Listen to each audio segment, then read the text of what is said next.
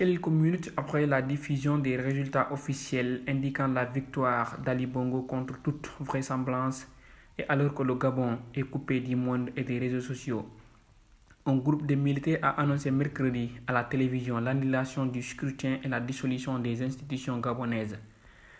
À la tête de la garde républicaine du Gabon, qui a permis que l'annonce du coup d'État cette nuit se fasse depuis le palais présidentiel, le général Oligui Nguema fait partie des personnalités les plus influentes de l'armée gabonaise. Bundu Actu dresse un portrait de cet officier gabonais aussi puissant que secret qui est acclamé ce mercredi matin par ses troupes. Au Gabon, Brice Clotaire Oligui Nguema est un homme puissant, très puissant, actuel commandant en chef depuis 2 ans de la garde républicaine, la célèbre ZER qui est la garde prétorienne du président Ali Bongo.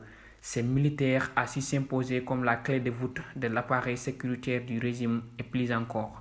Aide de camp, fils d'un officier général gabonais, Brice Clotaire Oligui Nguema choisit lui aussi le métier des armes, très tôt en intégrant l'actuelle garde républicaine du Gabon, formé à l'Académie royale militaire de Meknès au Gabon et ayant suivi le stage commando du centre d'entraînement commando en forêt équatoriale du Gabon.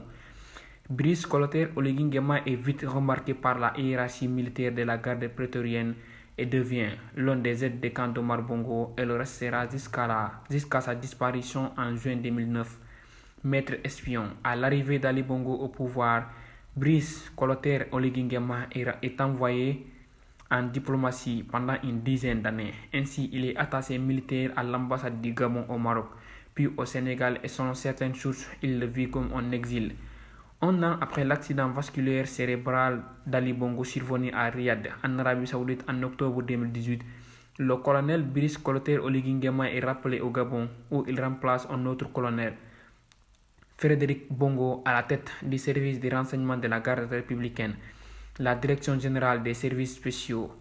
À la tête de la garde républicaine, 6 mois après, Brice Clotaire Oligui Nguema est encore promu, mais cette fois-ci à la tête de la garde républicaine où il remplace le général Grégoire Kouna. À la tête de la garde républicaine, il impulse des réformes en vue de la rendre plus efficace dans sa mission fondamentale, le maintien du régime.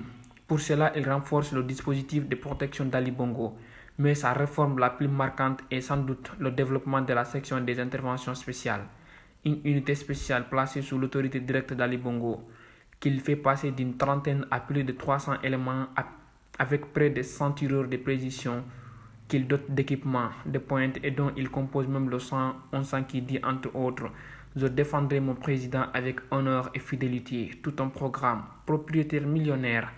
Mais Brice Clotaire Oligui Nguema est aussi dans les affaires. Ainsi, il dispose de plusieurs propriétés aux États-Unis d'Amérique d'une valeur de plus d'1 million de dollars selon une enquête de 2020. En 2018, par exemple, il a acheté en cash une propriété à Silver Spring dans le Maryland à 447 dollars. À l'approche des élections présidentielles au Gabon, Brice Clotaire Oligui Nguema avait la charge de consolider le pouvoir d'Ali Bongo pour préparer l'avènement de son fils du moins officiellement. Apparemment, cet officier supérieur a failli dans sa mission, à moins qu'il n'ait retourné sa veste et participé au coup d'État auquel on a assisté dans la nuit de mardi à mercredi.